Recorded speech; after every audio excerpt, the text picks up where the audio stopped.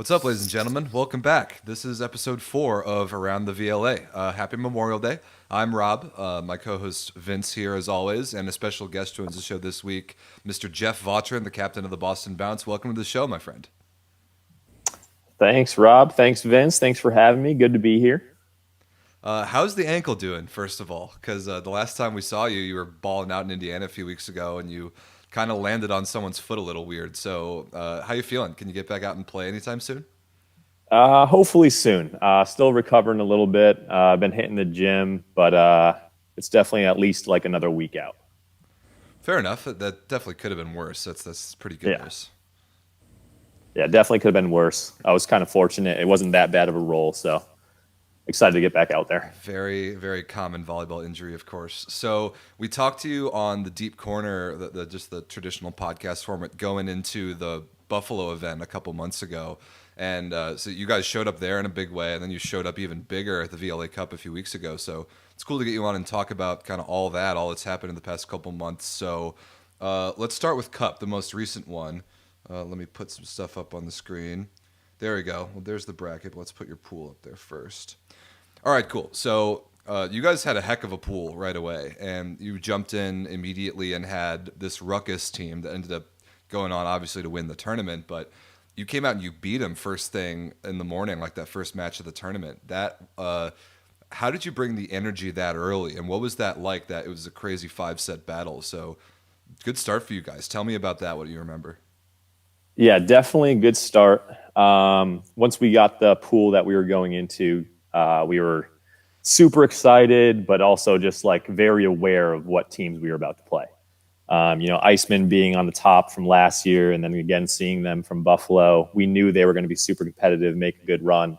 And then Ruckus, we knew a few of those guys, but we didn't know the entirety of their team. And then once we saw them, we were about to be like, this is going to be a tough day. Like, no game's going to be easy, no set's going to be easy.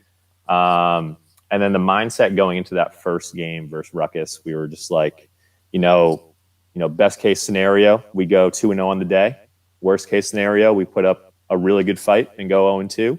But either way, we're here, we're balling with the boys, and we're going to give it our best shot. Yeah. I actually I announced that on the members only side of that of the live stream, and I gotta tell you, I was like, especially the close relation I have with the Ruckus and those players and whatnot, incredibly impressed with how Boston Bounce came out. I mean, I watched I watched the live streams with Buffalo and everything like that, but the way that you guys came out in this, and just made a statement for the VLA Cup early, it was just incredibly impressive. And I mean, it was a pleasure to be the first time I've ever announced a match before. For that to be my first one was something else. I got to know you guys really well right away, and it was a lot of fun. So yeah, I that was probably possibly my favorite match of the entire tournament. I appreciate that, Vince. Yeah, it was definitely a good match to get things going. Ruckus started off some of their guys that they were looking like they were trying to give maybe a main guy a rest or two. But after we took that first set, we kind of saw, maybe a little bit of fear in their eyes or something like that. But then once their big hitters came in, it was definitely a tough battle there too. I mean, taking nothing away from the guys we saw in the first two sets, but that entire team is deep. They're strong, and you can tell they've been playing together for a while. So that was definitely a fun one. You could say the same for you and your guys, especially compared to the team that you brought to VLA Cup and the team that you brought to Buffalo. It's clear that you guys have a ton of depth, like a massive pool of guys to pick from, because some of the faces in the two different events were a little bit different, but the play style was kind of the same. Like, you had Jalen back there, you had yourself on the left side, you had a rotating cast of just massive and athletic middles. The setter was a little different. The second outside was a little different. It was cool, but it was still like visibly clear that it was Boston Bounce volleyball. Like the play style that we saw in Buffalo was similar to what we saw right away at VLA Cup. And you guys came out right away. And I wasn't watching the Ruckus match until I went back and watched it after the fact. And you guys in the middle tore them apart. I think it was Skylar and Neil were just awesome, Yeah. that match. It was really cool. Is that something that you guys like make a real point of doing, is getting middle involved often because that's a strength of yours, you think? Yeah, definitely. I mean, from the serve receive point of view, like we were definitely a lot stronger at the VLA Cup than Buffalo, which allowed us to kind of go to our strengths a little bit more. We definitely want to feed the middle of the court as much as we possibly can, whether it be the middle or even the BIC. But that entire weekend, Cam and Neil and Skylar had just such a solid connection. Even Francis, when he got in there in the last game, they were hitting at such a high clip, dominating other teams' middles, and it was kind of hard to go anywhere but them. Even when you have such strong hit on the pins, especially Jalen Penrose on the right. Yeah, that's awesome. I'm a sucker for good middle offense, and I like that you lumped the BIC attack in there, because I hear like the national team talk all the time about how their strategy is to run a certain percentage of their offense through the middle of the court, and that's the middle attack and the BIC. So I love watching teams like you guys and all the VLA Cup teams use that as a real in-system option, that BIC coming flying in out of the back row. So you beat Ruckus in statement fashion. And then you get Chicago, who got absolutely steamrolled by Ruckus earlier that afternoon, and you had seen them in Buffalo. You had even taken a match off of them, and they were coming in as the top dogs, like the team that everybody kind of wanted to beat, being the defending champs. And you guys clearly weren't afraid of anybody, them included, and took it to them 3-0. So that match, I don't think I had that match. Vince, you might have commentated that, or maybe it was Haas and CJ. I can't remember. I think it was Hosley and CJ. Yeah. That was another statement. There was just a lot of these lavender purple dudes flying around making plays all over. Yeah, we had Iceman going in after Ruckus. We saw them play versus Ruckus, so we kind of figured they'd be a little bit kind of upset about their play, maybe going into us, maybe ready to get like a quick win or something like that. And then once we saw their pins warming up, we were kind of noticing like, wow, they have a lot of depth on the pin. And like seeing those guys play the first match, we were like, we wonder what kind of guys we're getting. And then once we saw one of their big pins, David Wyzorek, step on the court for that match, it was game on. Him and Jalen being teammates over in Germany, that was a big factor into it. They both wanted to kind of ball out against each other a little bit. But overall, yeah, two great matches on the day. Even though like we 3-0'd Iceman, they played a hell of a game, and it was a really good fight the entire time. But yeah, we were pretty happy coming out of day one. Yeah, I'm glad you brought that up about Jalen and Dave playing together in Germany, because that was cool. That was a matchup I was really looking forward to. And I know Dave wasn't 100% for most of the weekend. He didn't play all that much, but I was very glad he played against Jalen, because I know those two dudes have a lot in common, playing together for a year. So that was cool to see. So you guys, now the matches that you played on that first day in pools were just proof that every single team in this tournament is going to be so good, and everybody top to bottom is never going to give an easy match away to anybody. And so you guys came out with the bye after winning your pool, and you get Sport Connects in the round of the bracket. And I don't really know what it was about that match. I think Sport Connects played maybe the best match of their lives. They were in system so much. They dug so many balls. You rolling your ankle, I think it was during that match, right, Jeff? That certainly didn't help. But what do you remember about that? Because I don't think you guys played badly necessarily. I just think Sport Connects played the match of their lives. No, Sport Connects definitely came out and played, just a hell of a game. I think going into it, the guys were just like, I don't know, it seemed like a little lackadaisical. Maybe we were moving a little slow early on in the morning. But like heading into that game, we were like, all right, guys, like, we got a good team coming here. We're in a good place to make it to the semis, maybe the finals or something like that. And we were kind of watching their warm-ups, watching some of their video from the day before, and kind of figuring out what they're all about. Obviously, they have like a very dominant opposite, kind of just like we do. But we were noticing a lot of float serves coming from them. So we were like, all right, we got to make sure we're aggressive with our hands on serve receive. And overall, I think that first set, they just came out and wanted it more than we do. They played really well. They played pretty much error-free volleyball that first set. And that was a rude awakening for us in the morning. So we were, excited to go into that second set and get them back. Unfortunately, I can't speak too much of the game after that, because I rolled my ankle early on in that second set. And then I was kind of out of it, kind of worrying about things, talking to the athletic trainer and such. But from the sound of it, from the guys talking, it just seemed like we were a little out of sync that day, and Sport Connects got the better of us. Yeah, you guys definitely didn't look the same, particularly like you said, serve receive just wasn't quite there. Honestly, the middles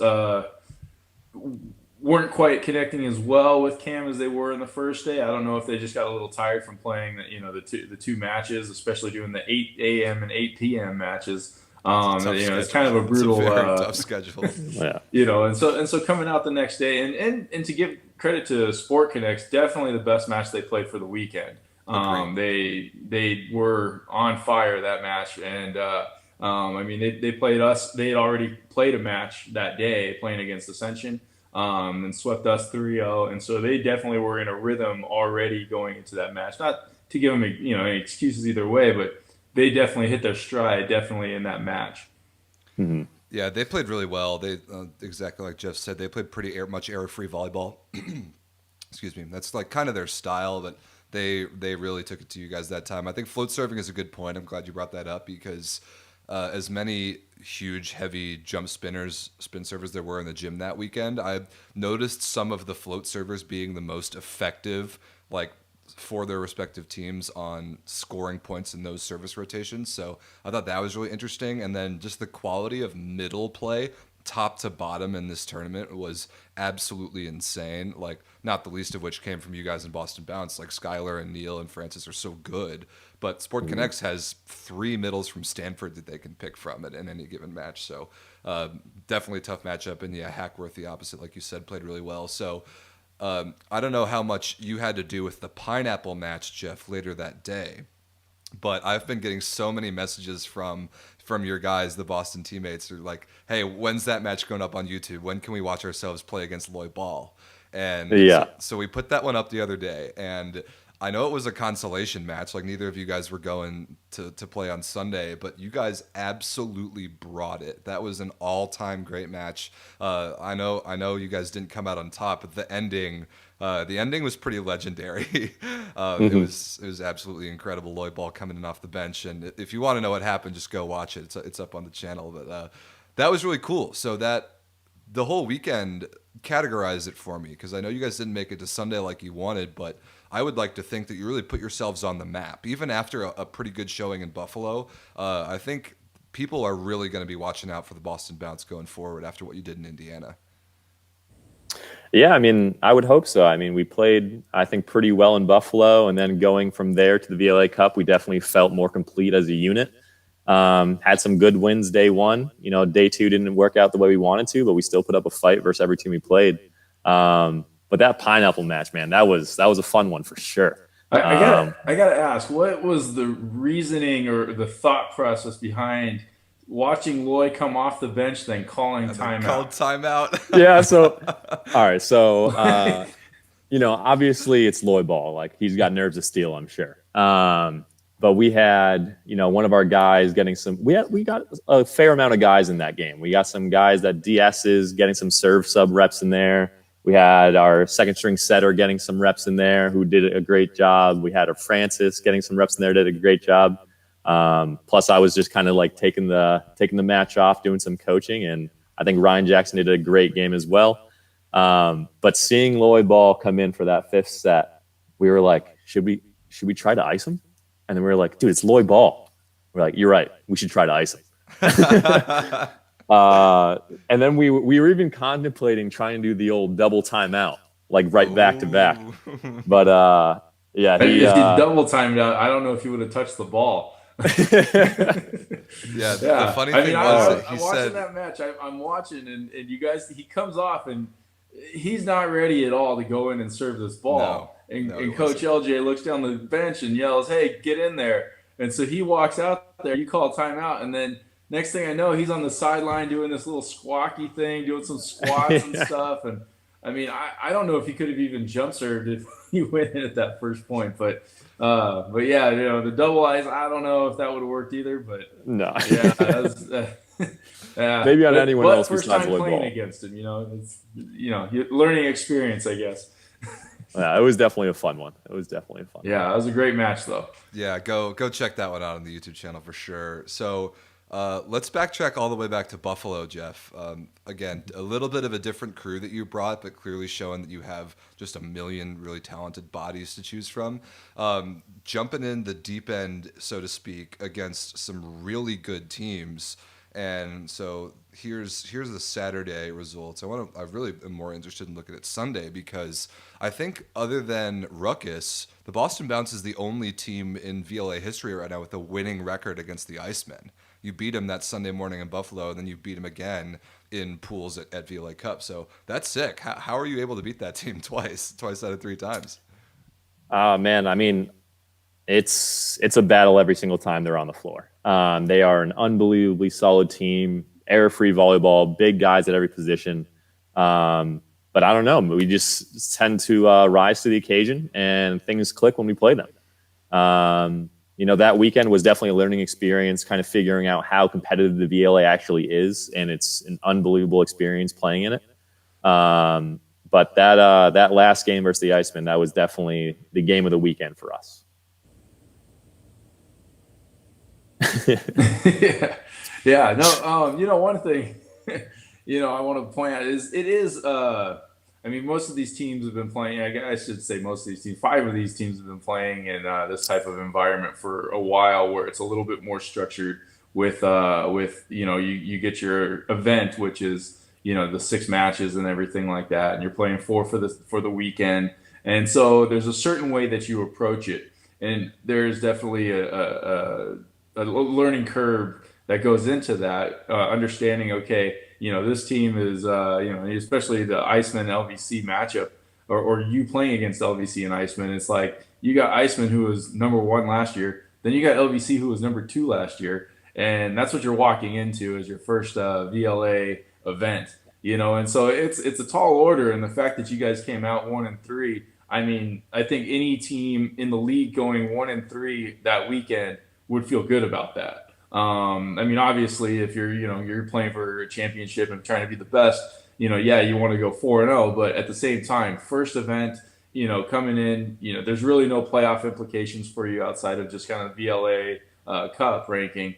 But I think that taking a 1-3, proving where you belong, was a very good accomplishment going into that weekend alone. Yeah, I appreciate that, Vince. We've been talking with some of the guys over at the Boston Bounce team, and we're just like, man, this VLA, they really got it out for us over here. We're going into Buffalo playing against the top 2 teams, and then we go over to the VLA Cup and we're playing against the top 1 team and then a team that won it all. But hey, we like the challenge. We'll do our best. We'll rise to the occasion. Yeah, mission accomplished. It is like a pretty brutal first 2 events, and you guys totally showed up. I really can't say enough about how impressed I was with just the level of play and the fashion in which you guys conducted yourselves through most of those weekends. Just how seriously you were taking the games and how you were approaching that. Was there a difference in how you approached the VLA Cup, having learned how the Buffalo event kind of went, or was it largely the same? What were the main, like, not necessarily on court, but just the preparedness takeaways from Buffalo going into the VLA Cup, if anything? Yeah, I think there was definitely a difference in the mindset of the team. I think going into Buffalo, we were definitely ready for the challenge. We knew who we were going up against to play, just the top 2 teams in the league from the prior year. But going into that kind of play, we wanted to get our feet wet. We wanted to kind of experience the style of play that each team plays with, the level of play that we're expected to be at. And on top of that, we are a team that has been practicing here and there together, but at the same time, we need to kind of get our feet wet with playing at this high of a level for a consistent weekend. So I think that Buffalo was like a good learning experience for us. And then I think going into the VLA Cup definitely gave us a better mindset of, all right, we have some really solid teams here. We know what we have to do. We know what level we have to play at in order to compete. So it was a good kind of like a warm-up weekend to the VLA Cup. Yeah, absolutely. Yeah, and you can kind of see the difference between a cup and the event where I mean, going into it, you plan for different things when okay, I got Iceman and I got Iceman first match, I got LVC second match, and then second day, you can kind of plan ahead. I mean, I think with the Cup, you're definitely first matches, you win or lose. I mean, you guys you knew, but for Ascension's aspect, I mean, we lost that first one to LVC2, and then, we were watching, we may have had pineapple, we may have had sweet, you just don't know, and you kind of don't really, just that guessing game. You always need to keep your kind of guys fresh. There's no, hey, you're going to sit this one or you're going to sit this one so that we get this guy in for the next. And clearly with you guys, I think you ran that starting three or starting seven for the first three matches, I believe, right? Yeah, that was definitely a thing that we had kind of a learning curve with. We're seeing all these other teams, they're bringing in certain guys in certain scenarios where we were just pretty much putting out the same lineup game after game.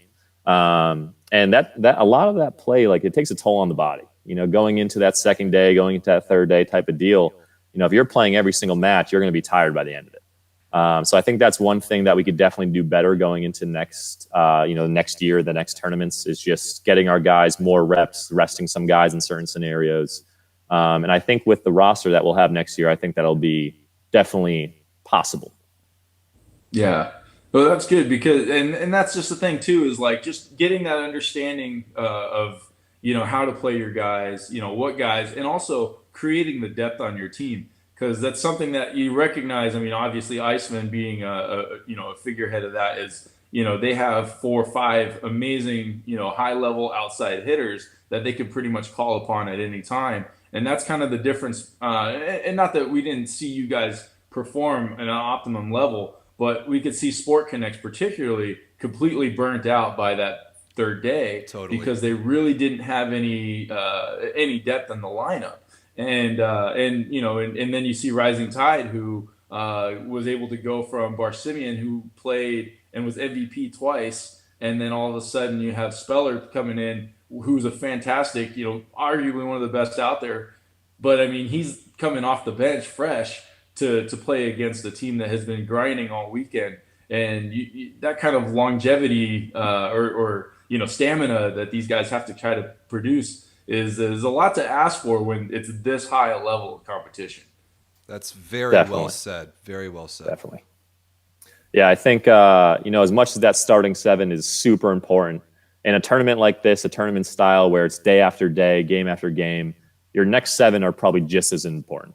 You need to make sure your top 7 are getting rest. You need to make sure your top 7 are ready to go. But that next 7 needs to be able to come in and play at the same level, really at a moment's notice. Right. And definitely versus Sport Connects, we kind of found that out right away once I rolled down, and then our OH3 had to come in off the bench right away. But yeah, it's important. I love that about this the VLA structure and just how the Cup tournament went out and just how kind of sports are and how volleyball is. Like I've been watching the first couple of days of Volleyball Nations League, like the Team USA tournament, the last couple of days, and they have the exact same thing. Like they have a huge balance to strike and just figure out like a fine line between competing at the highest level and winning the matches and accomplishing their results-driven goals, but also being a process-driven team and how they're building towards the Tokyo Olympics later this summer. It's fascinating, and the way the rosters are going to be constructed and giving playing time to certain guys without sacrificing on-court performance, it's an amazing like balancing act. And John Sparov, Team USA, is doing it, and Jeff Vautrin and Bill Villa of Boston Bounce are doing it too, and all these VLA teams are doing the same thing, because it's what you have to do in a tournament like the VLA Cup to have your starting 7 guys be ready to play in the late stage of the tournament, but also have the depth and the skill in however deep into the bench you need to go to get to that point. It's a crazy task to accomplish that all. Yeah, definitely. Absolutely, and that's the whole thing. And just from the as a board member of the VLA, and kind of give some insight of how the league moving forward is going to be. The league will have the VLA Cup, for one, will hopefully be the one of the climax points of or the pinnacle points of our seasons moving forward. But on top of that, we're trying not to get pigeonholed into just the classic regular season of volleyball or regular season, which traditional American sports are. What we're trying to do is the combination of you have the tournament style play, the cups in between the season, and then on top of that, then you have the regular season as well. So you have a little bit more to focus on. I think that it makes a little bit more of a dynamic from college volleyball, because college volleyball, I mean, they go and they play their 2 matches and whatnot, but you can ride 7 guys, 8 guys for an entire season. And especially at the university level, I mean, you guys have almost 25 guys on a roster sometimes, and some of those kids never see the court. And be that as it may, in our league, what we're trying to do is we want to showcase, we want teams that be 12 deep, 15 deep, and we want to showcase all of these guys because there's so much talent out there, and there's currently only so many teams in the VLA, that we want it to be showcased. We don't want guys to feel like, I'm just going to ride the bench on this team. What's the point? We want guys to think, hey, I'm going to get my 2, and I'm going to go and ball out, and it's going to be spectacular through and through, not just we're going to grind 7 guys to the max and, we'll see what they give in the finals. So that's just something that the VLA kind of has seen. We want the best volleyball from all our teams at all the time, not just, a couple of matches here or there, or a great match or a great finals. We want it to be every single match, every team can give everything they've got instead of, just, here's what we got at this moment. Yeah, that's the cool thing about where the VLA is at, because we can develop our schedule and or the flow of a season or of multiple seasons kind of however we want. We can take cues from the other normal American sports that a lot of our fan base is used to following in other sports, but also the existing professional volleyball models are European largely, where they have a preseason tournament of like the Final Four from the year before, they have the mid-season cup, and then they have the playoffs at the end. Almost all the European professional volleyball leagues do that, and those mid-season tournaments are incredibly hype. They're awesome. The format is different. The stakes are really high. It's important to the teams. The prize money is there to incentivize them. It's cool, and we as the VLA can do whatever we want now in picking and choosing aspects from different sports and different leagues all over the world to create kind of how we want our seasons to go. So fans can expect like the VLA Cup style tournament in the middle of the season to stick around. It was a huge success a couple weeks ago, and I would very much like to see us continue to go back to that mid-season in future years, and I think that is the plan. So that's pretty cool. I want to get to a couple questions in the chat really quick. Can you upload a certain consolation match? Yes, we will be uploading every single match that was played at VLA Cup. All of them will be up. Just be patient. It's a lot of video to get through. Let's see. Jeff, I think your mom might be in the chat. Say hi, Mom. Hi, Mom. Awesome. Mikey in the chat, one of my boys from Canada, asking about Bounce's potential promotion to VLA Tier 1. That is exciting news and very possible, and we'll be announcing more about that the next couple weeks and months as we wrap up the current VLA season, kind of what it's going to look like in the future. Vince, anything to add to that? Yeah, so I mean, we're definitely taking a look at a few of the different teams. There's certain things, agreements you would say that go into a Tier 1 team or a Tier 2 team joining Tier 1 at this point. It's something that we're not trying to focus on quite yet, just because we do have 2 more events with this season. It is something that we will be bringing up probably in July to make a few announcements about which teams will get promoted, and obviously that does have to be kind of worked out with the teams themselves. So I mean, we're excited to expand the league. Obviously, the VLA Tier 2 is, as you saw with the VLA Cup, was an open registration, which VLA Tier 2 will be moving forward. Teams that wish to compete throughout the country that want to play VLA Tier 1 will have to get the opportunity basically to qualify and earn it. And as you saw with Bounce and Sport Connects, Team LVC2, New York Pride, I mean, all these teams are Ruckus, fantastic obviously. Teams. Yes, absolutely, and just fantastic teams. And it's always been kind of funny to us when we were initially starting the league. It's like, well, who do we get? And it's just like, well, I got a buddy here and I got a buddy there, and it's like, well, what makes them better than this buddy? And so it's like, well, let's have them play. Let's play them. Let's see how they do. So And so that's the fun of it. That's the concept, that we're moving forward with, that we're excited to bring in, is just, we want teams playing volleyball, and we want to see the good teams to move up and put them in a category that defines them as a little bit more, I guess, elite. I hate to use that word, but just a tier 1, tier 2 standard is what we're looking at right now. And I mean, obviously, Bounce, Sport Connects, and then clearly Ruckus look like teams that definitely have no problem competing in this league. That's for sure. And nothing against Pride or Sweet or even LVC too, because I mean, just fantastic teams through and through. So we'll have a better understanding of that when it comes to July, and we can't wait to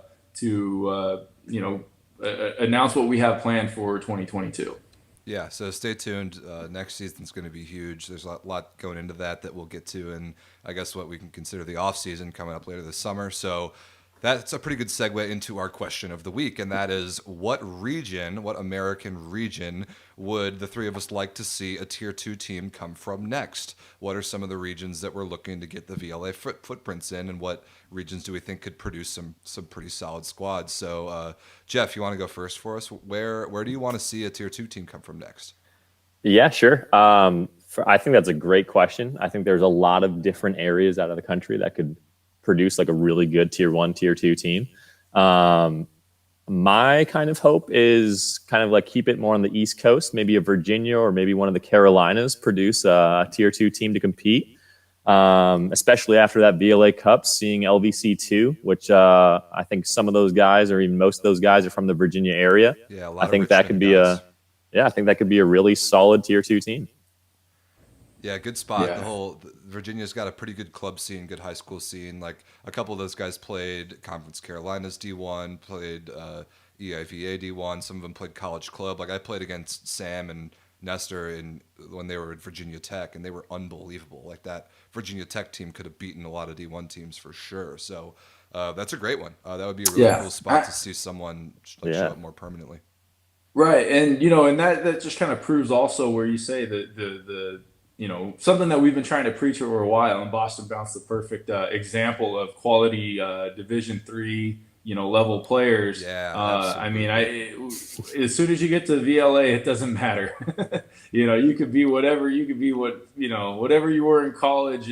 Division I. It doesn't matter. You got to get out there and step on the court and play. And I love learning about the Bounce players. I loved watching them this past VLA Cup and back in Buffalo, and it's just been great to see, because I mean, you don't see those guys on every single social media network. You don't see hear a lot about them, which is unfortunate, but I mean, I understand there's limited coverage at the moment. But as soon as they get to the VLA, everyone's just VLA. It doesn't matter, D1, D3, JUCO, club. I mean, I encourage high school players to try to play in college, but at the same time, Tim Faulkner, I guess you can just go straight to pro. He's a pretty unique one. Yeah, that's a great point. Vince, a region that you want to see produce a tier 2 team in sometime in the near future? Yeah, I've been saying it since the very beginning. The Pacific Northwest, Oregon, Washington area. When Ascension was essentially Sizzle, we used to head up there twice a year and go play. And I mean, those teams are plenty capable to hang in this league, and a fantastic location too. I mean, it's not always just about what the area, the environment, the group, or the community, I should say, themselves is great up there. And I really hope that they are able to put something together for next season, and if not next season, the following season, because I think that they compete consistently, or they can compete consistently if they choose to travel. And I think that would be a great look for the VLA. Yeah, that would be cool. It'd be a nice getting our footprints up into that corner of the country too. So mine that I want to see, and I'm more familiar with this being from the Midwest, but I want to see Milwaukee produce a team. So first of all, the volleyball culture in the state of Wisconsin is there for sure. They're high school programs are pretty unique because they play high school boys volleyball in the fall, which it might be the only place that I know of that does that. But the clubs out of there are ridiculous. I think Milwaukee Sting's the big one now, but like when I played, my year of club, a Milwaukee team won nationals my 16s and my 18s year. It was West Dallas, that like the Peter Hutts, they had three middles go D1, Nichols, and like a lot of those guys went to Loyola Chicago and won national championships down there in college. But the Milwaukee scene is there, especially outdoor in the summer. People in Wisconsin just love playing these grass volleyball tournaments, and there are some serious ballers that come out of Milwaukee. And they've got a couple D3 programs there. They've got Marquette and UW Milwaukee that are very good college club programs. Wisconsin-Madison, a little bit west of that, is very good as well. So the talent is there, and I actually think some of their guys have expressed interest to me before about maybe putting a team in. So I would like to see that too. I know Chandler North is up there. Yeah. He just finished in Denmark and playing over there. And I mean, yeah, Chandler's a big one. Yeah, and again, like you said, Aurelia, who played for Rising Tide, yeah, it was exactly. He's from Wisconsin, and there's a great group up there that compete, and a handful of them still actually. Tomas plays with Pineapple. Yeah, Tomas on Pineapple, Connor Orion on Pineapple, Connor Orion as Mike well. Nicolau on Iceman. Yeah. So it's not. I mean, it's not to say that there's does come down to who organizes it, I guess. I mean, it clearly, you get Jeff here, myself, and Lloyd Ball, Tim Faulkner, all those guys have been putting this together for a while. And it does take a certain amount of leadership for these teams to develop. And so that's really another thing that comes down. I mean, there can be great teams out there. There's great players everywhere in the country, but it's just who's going to get them together to compete, And so hopefully we do see some of these guys, take on that leadership role and put these teams together and get them out there competing with us because, we want to get everybody we can involved in the VLA. So. Well, yeah, and Chandler, our guy from Milwaukee, is a pretty good candidate for that. So, Chandler, if you're watching, get it together, put a team in next year. Get on it. Yeah, looking in the chat. Don't be a sandbagger. Don't be a sandbagger. Canada, Mikey from Ottawa. We got some Toronto representation. Hey, this is not just the Volleyball League of the contiguous 48 states or even the Volleyball League of the USA necessarily. I am not at all opposed to getting some volleyball from north of the border involved. Puerto Rico too, Cameron. Jeff, your teammate Cameron's in the chat. What's up, Cameron? Cam. And on that note too, we've had teams contact us from Canada, from Puerto Rico. Both have contacted us actually. I don't know if whoever's in the chat knows something I don't, or if they're planting seeds on us. But yeah, that's the thing is that we're hoping that teams are open to travel. I know the border might be closed in Canada at the moment. I'm not sure. That's a tough one. COVID set us back a couple years already. But at the same time, it's not like it's closed off to any teams that want to compete. I know that in that Pacific Northwest area, the Vancouver teams up there are extremely good, and every time they've dropped down, they usually end up taking the tournament, which has frustrated us pretty much. But they're good teams, and some of the teams that used to compete in opens for USAV back in the early 2000s, I know Dino Club was up there, and they good solid teams, and clearly, we would love to have them involved with our league. So agreed. I played against some Toronto teams at Doble in Michigan a couple years ago, and they were sick. There's some real talent up north of the border. So when the pandemic's over and the borders are a little more open, we're so into the idea of getting Canadian, Puerto Rican, like whoever wants to travel and show up would be sweet. So here, being so close to Arizona, honestly, I wouldn't even mind a Mexican team coming up. Dude, that would be cool too. Why not? It would be great awesome. Great to be involved with the different culture, environment, and whatnot. And I think it would be a fantastic look for us. All right, so to wrap up the show, let's give the people what they want. Let's talk about some highlights. So first up, we got. Oh my goodness! One of the blocks of the tournament, Michael Wexter, all tournament opposite from Ruckus, just disgusting right here, straight down, like ball hits the ground before either the hitter or the blocker does, just nasty. Yeah. I love this block mostly because you look at the angle, you think that might be going out, but you look at Barsimian's face, and there is no possible way that ball is, there's nothing, not even a dispute. I mean, he sees it and just walks away. He knows what happened. And I mean, and Michael Wexter, just an unreal opposite. I mean, the guy can do so much, and he's so dynamic. And I think clearly why he took all tournament team. But yeah, this block is just something else. Look and how like high I said, he is. Yeah, he Doesn't is even make huge any up there. sense. He is massive up there. Jeez. But hey, huge blocks only come if the hitter is huge too. So I mean, credit to the hitter hitting it that hard to get blocked that hard. That is a good point. Barsimian hits as hard as anyone. So. Yeah. All right, this next one is one from the very end of pool play on Friday that is just disgusting. Oh man! So Sam Albus, Sam. Love Sam. We talked about him a little bit earlier. I remember this. I was on the mic for this, and I had Nikki Sandlin on with me, who's the head men's and women's coach at McKendree.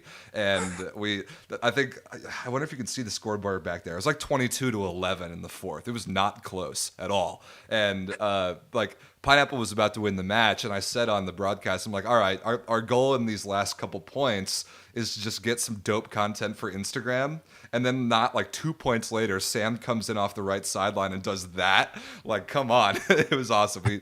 I absolutely lost it. Great play. Sam just pounding the back one. And Vince knows a thing or two about Sam Albus lighting balls up on the right side against him. Huh? Yeah. He had a great tournament. And, I love that. He was really good.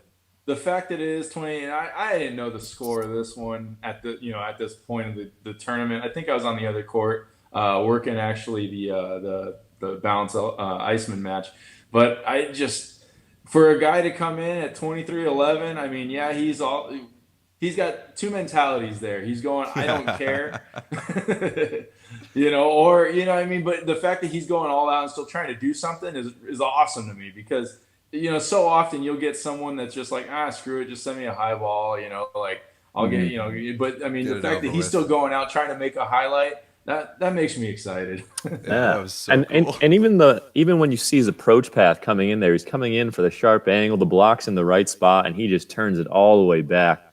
That is an awesome. Who's playing defense over there? Is that Kevin Owens? It doesn't matter. That's who. I mean, I know. Whoever it is, he's got to get his arms out. Seriously, this awesome. This is an impossible shot to hit, like that crazy inside-out shoulder business. Oh man!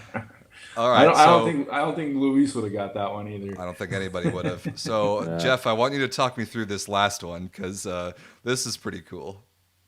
Let's see. You got Jeff blocking one-on-one on the left. Yeah, we just talked about Wexter over there. Boom. And there he goes. Well, I'm not gonna lie. They were running a pretty fast offense the entire time, and typically when you run a fast offense, if it's not perfect every time, you're probably leaving it a little inside, and that's a big thing our coach stresses, just making sure we're making them turn every time. And then this last one right here, he turns it nice down the line, and then Jordan just attacks it off the bat.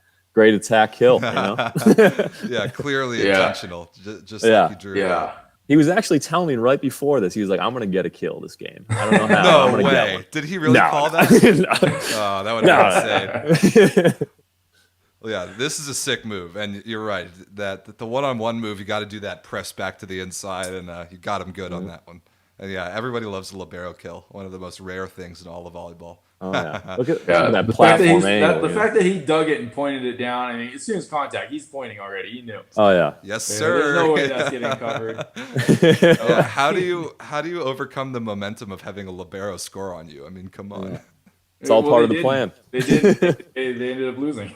Good. Yeah, that's a good answer. Got dealt their only loss of the whole tournament right there because of that dig and that block. Yeah. We'll Had nothing to do with Skylar hitting those. Going about having 20 kills in that match. It was definitely the left side block and the libero dig. Clearly. Oh yeah. So that should just about do it for the show. But everyone, stay tuned to the YouTube channel, because all these highlights that you're seeing here and more are going to be continuing to come out over the next weeks and months as we get through all of that ridiculous amount of video from VLA Cup. Mikey in the chat, good question. Preview of the Nebraska event coming next week. Yeah, for sure. We'll be talking about that next week, because Vince and the Iceman and VC Nebraska will be showing up in Lincoln about 2 weeks from now. So that's going to be really cool. We'll be covering that next week. So glad you brought that up. If there's nothing else in the chat, I think that might be about it, boys. Yeah. Well, last thing, just want to remind people listening. We for the members of the VLA YouTube, that's right. that's right. We have the poll every week. This week, Rising Tide will be our guest next week. But this week we'll have a poll out that goes out again. Obviously, Boston Bounce won the previous one. Jeff, that's why you were asked on, not because of your stellar block, but because the fans wanted you. Fan favorite. Give the people what they want. So make sure when we put out the poll, you cast your vote, and we get who you want on this show. So thank you guys for all being members and supporting the VLA, and we honestly couldn't do this without you. Well Sounds said. good. Robin, Vince, definitely appreciate you guys having me on, by the way. It's always a pleasure talking volleyball with you guys. And just a quick little plug, if you guys are seeing these highlights and if you enjoy watching Boston Bounce play, our team store is currently open and closes this Friday. So check it out. You can find the link on our Instagram at BounceVBC. But once again, guys, pleasure talking to you guys. It was an awesome podcast. Thanks, Jeff. Yeah, we appreciate it. Fantastic. Thank you, Jeff. Great point about the Bounce Online store. One of the very best looks in the league, that lavender purple. I'm so it's the purple. I mean, it's it is the best color. Ascension knows all about it. Our brothers from the East. Good, yes, sir. Good taste. If you want to rock some Bounce gear, hit up their online store. If you want to rock some VLA gear or some merch from the Tier 1 teams, our Smack Sportswear stores. I think it's in the link in the description of this video. It's on the website, so you can rock some VLA swag in several different formats. So make sure you know where to find that stuff. So, boys, thanks for joining again. Jeff, thanks for hopping on. We will see everybody next week with a guest from the Rising Tide and a lot more volleyball coming your way this summer. Thanks for joining us. Peace. All right, thank you. Thanks, guys.